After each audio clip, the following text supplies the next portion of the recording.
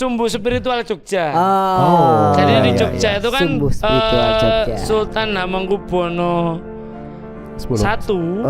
yang Hamengkubuwono satu. I itu kan ketika merancang Jogja itu, kota Jogja itu kan ada semacam bukan simbolisasi terkait kehidupan manusia dari awal lahir sampai dia ketemu dengan Allah Subhanahu wa Ta'ala. Iya, jadi makanya kemudian di situ sumbu filosofis Jogja itu kan yang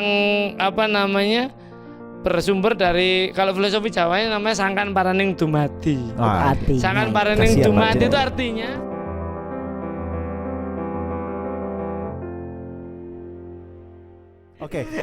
artinya jadi gini, ketika kita memperingati apapun itu ya. Jadi misalnya 1 Muharram, peringatan tahun baru Hijriah misalnya, kemudian kita ada peringatan bulan Rajab misalnya, atau Maulid Nabi dan peringatan-peringatan bahkan Idul Adha, Idul Fitri juga itu kita jangan hanya berhenti di ritualnya saja. Mohon maaf, hari ini siapa di antara kaum muslimin sebanyak apa di antara kaum muslimin yang paham dengan isinya selawat berzanji misalnya. Kemudian benar. Bahkan jangankan yang seperti itu. Jadi ketika saya dulu ngaji waktu kecil gitu ya di sekolah ya, TPQ lah ya gitu ya zaman dulu. Itu kemudian ketika saya kenal sama Pak Fajar jadi relate gitu. Jadi apa yang dulu dikaji, dulu dikaji bahwasanya manusia itu udah berasal dari Allah, kemudian kembali kepada Allah gitu kan. Kemudian kenal sama Pak Fajar, kenal sama teman-teman ngaji. Kemudian kita diarahkan untuk kita sebelum bahas-bahas soal sejarah, kita sebelum bahas-bahas soal khilafah, soal syariah, soal Islam kafah, kita ngaji soal akidah dulu loh. Gitu. Dan akidah itu ibaratnya kan kunci gitu. Kunci. Kalau tali itu benangnya udah kusut, udah ruwet. Nah, akidah ini ibarat simpul yang bisa membuka ikatan-ikatan itu tadi. Benang ruwet itu begitu satu simpul ini terbuka, simpul utama ini terbuka, lainnya kita bisa nemukan jalan gitu. Dan penting ngaji akidah itu. Penting, jadi jangan kemudian dianggap ngajinya khilafah politik dakwahnya dakwah inkilabi, dakwah politik gitu. Kita dulu awalnya itu ngajinya akidah gitu, dan itu memang kita nggak mungkin begini kalau nggak karena dorongan akidah gitu ya. Siapa sih pulang malam-malam begini gitu kan, habis gitu ketemu sama istri cuma sebentar gitu kan, lagi dalam rangka urusan dakwah gitu kan. Itu kan pasti kita semua mengkaji akidah dulu. Nah kemudian dari situ setelah kenal sama Pak Fajar, yang kita pelajari, tasawuf yang kita pelajari gitu ya, kan ada ini ya, ketika kita kena musibah itu kan kita berucap innalillahi wa inna ilaihi rajiun. Padahal ternyata innalillahi wa inna ilaihi rajiun itu menjadi fondasi kehidupan kita sehari-hari. Kita berasal dari Allah, kemudian kembali kepada Allah. Nah, pertanyaannya yang di tengah-tengah ini sekarang kita hidup ini mau ngapain gitu kan? Mau ngapain? Disitulah kemudian kita beribadah kepada Allah. Jadi kita bikin film.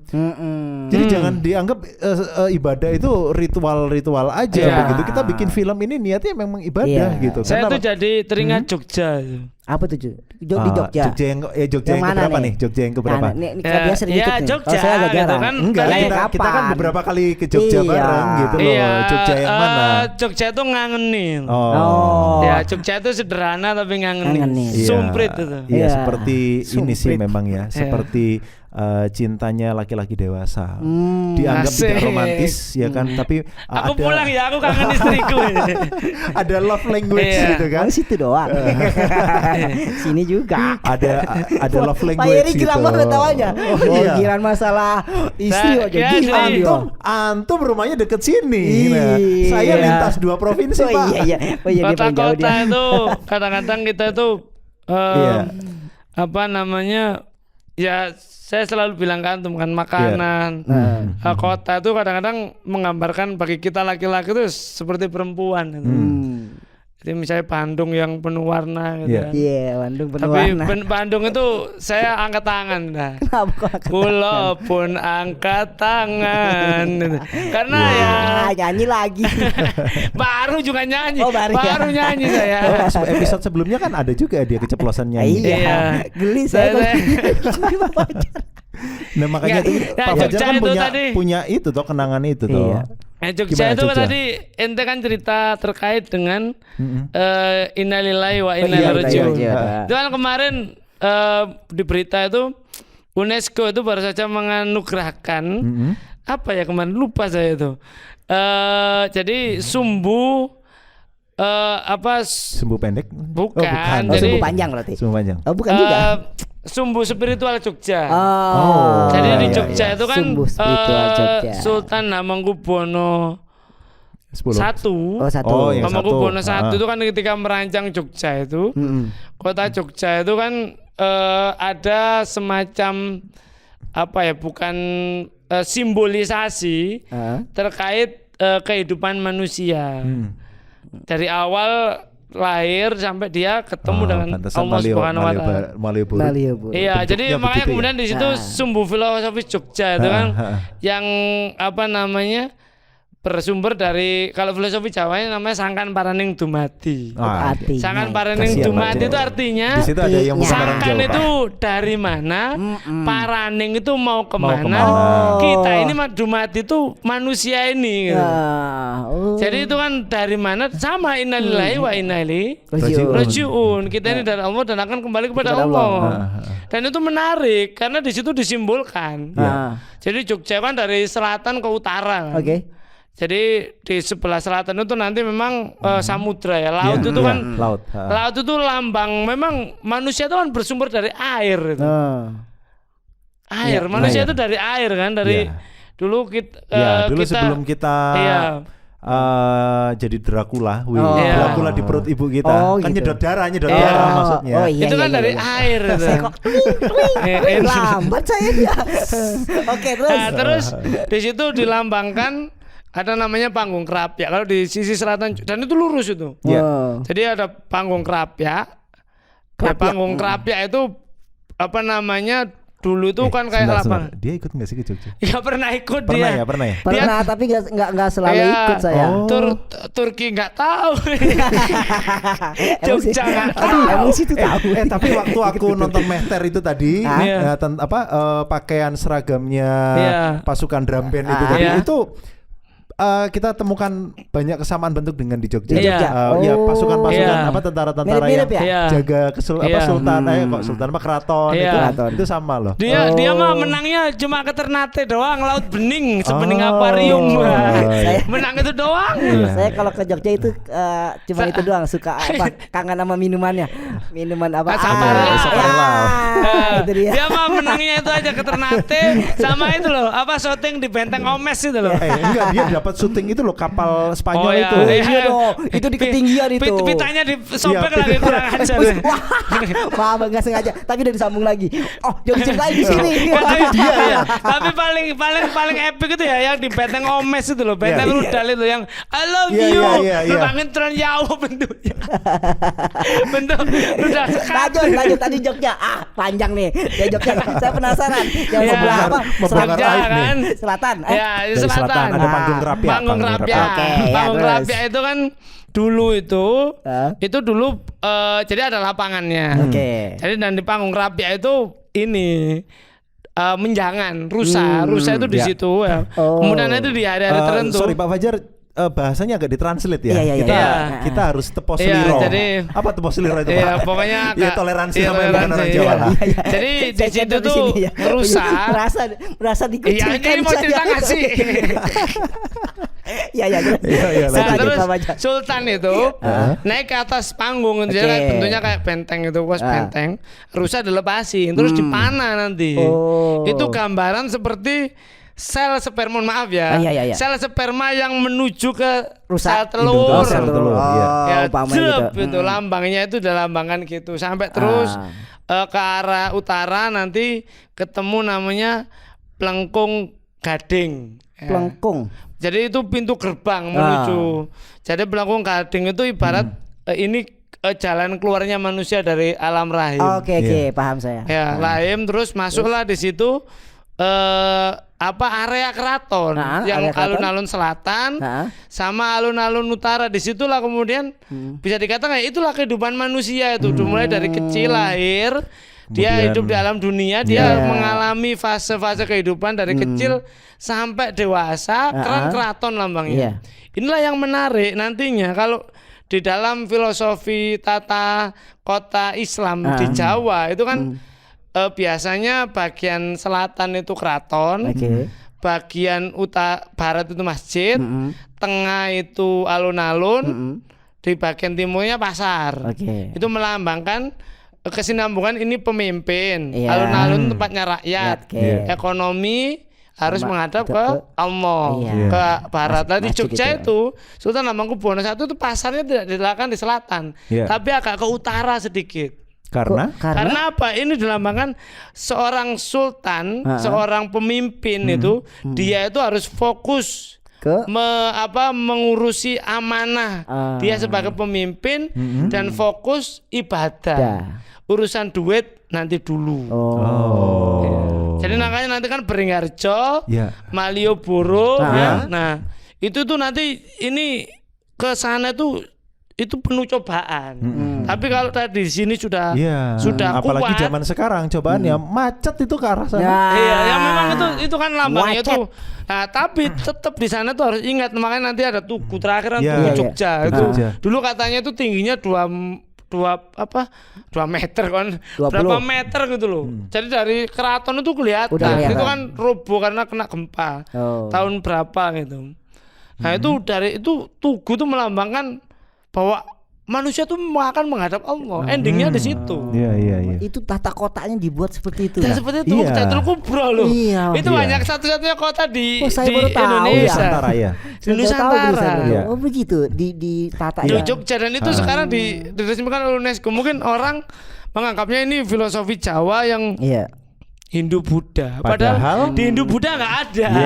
Betul di Hindu Buddha nggak ada, itu Islam. Betul sekali, Islam. Ya, maka nanti filosofi apa? Innalillahi wa inna ilaihi raji'un. Tasawuf Jawa itu. Tasawuf Jawa itu sebenarnya kan hanya penerjemahan bahasa Arab ke Jawa kan. Awal itu sangkan parening dumadi. Kita mengenai Uthatul Kubro.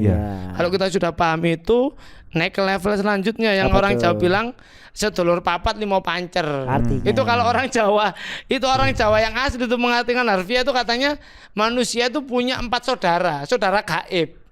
Padahal sedulur enggak iya, gitu. itu sedulur, ada 4 saudara, yang kelima itu harus, keempatnya ini harus pancer, itu harus dikiblatkan.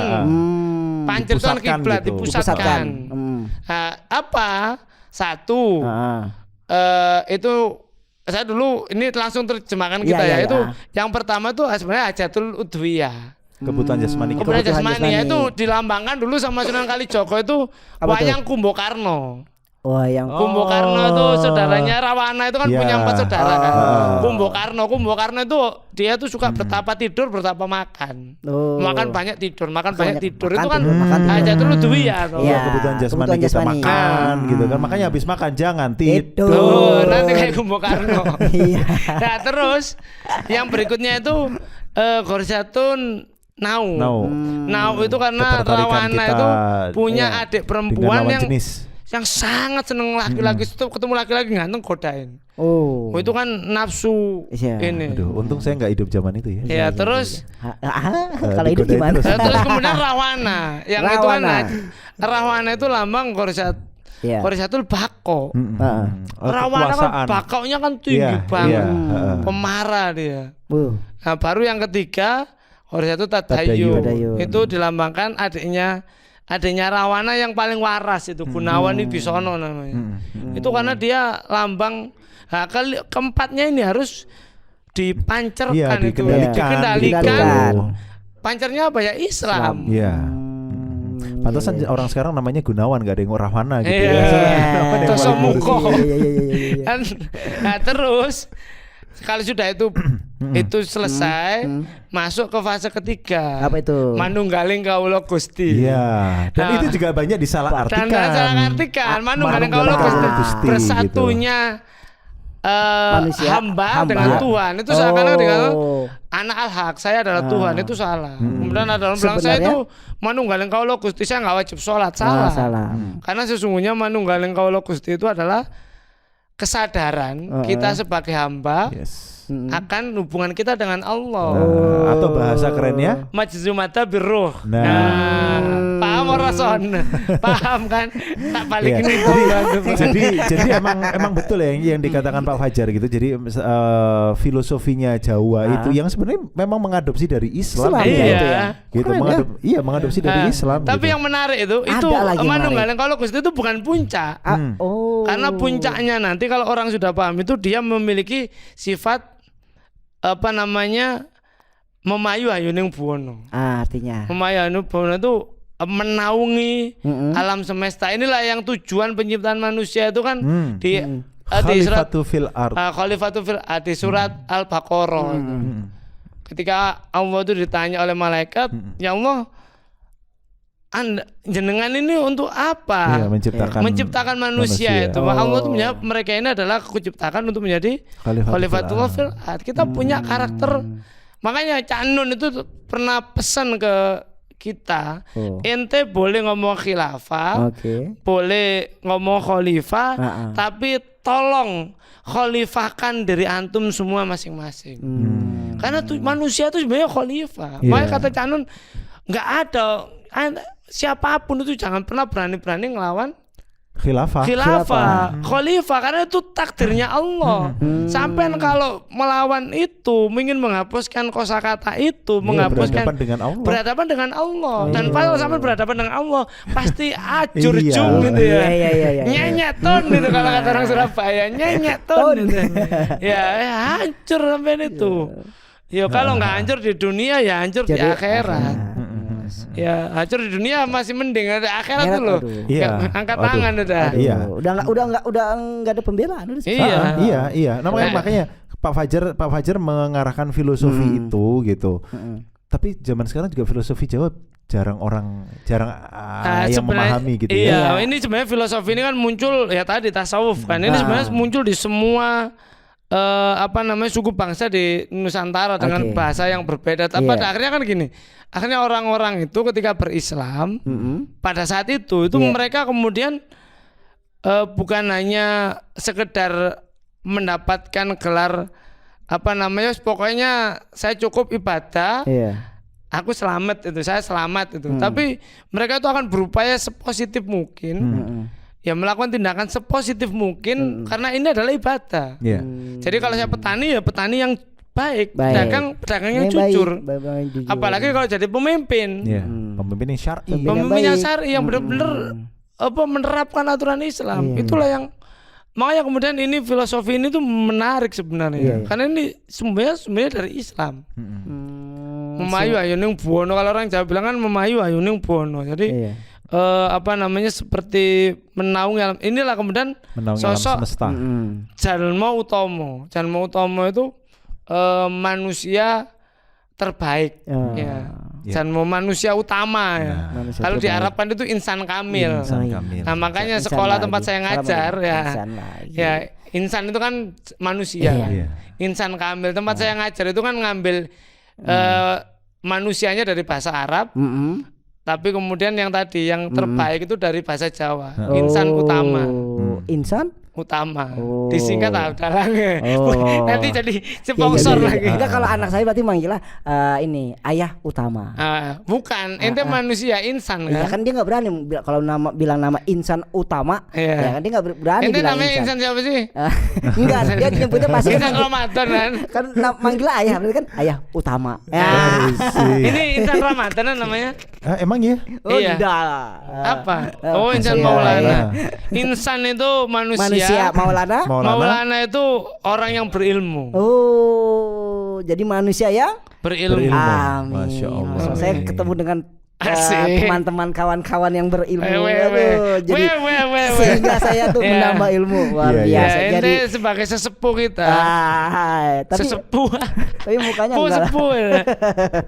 Iya. Ini luar biasa obrolan kita hari ini. Dan tadi kan memang kita mendengarkan Pak Fajar menjelaskan bagaimana filosofi Islam itu diejawantahkan dalam bentuk kota gitu kan. Itu luar biasa itu. Sayangnya hari ini kaum muslimin itu lebih mengenal Illuminati yang dijadikan tata kota gitu. Itu di Jakarta tuh ada Monas, Istiqlal. Wah itu kalau dilihat dari atas, wah bentuknya mata. Gitu kan. Kemudian mata ada alun-alun Semarang itu apa Pak? Simpang 5. Kemudian di Malang ada alun-alun Tugu. Wah kalau dilihat di atas itu bentuknya seperti mata satu. Gitu kan. Peradaban Islam pada saat jaya-jayanya. Jadi memang kalau kita dipimpin sebuah peradaban gitu kan, kita kan pasti ngikut gitu.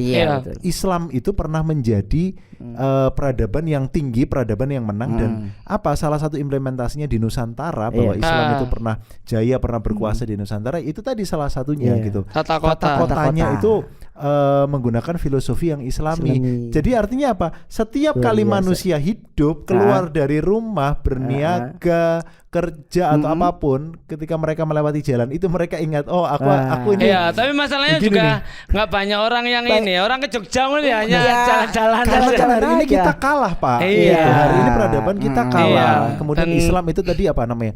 Apa bahasanya itu? Diamputasi, bukan diamputasi apa Pak? Ya cuman dilaksanakan sebagai ritualnya aja gitu. Jadi makna Islam itu kemudian direduksi hanya menjadi sebuah ibadah ritual saja. Kemudian aplikasi dalam kehidupan sehari-hari itu enggak dilaksanakan. Pertama kali saya umroh itu yang saya pahami adalah ketika minum air Zam-Zam itu kalau biasanya minum kan kita dianjurkan, disunahkan untuk duduk. Ya kan?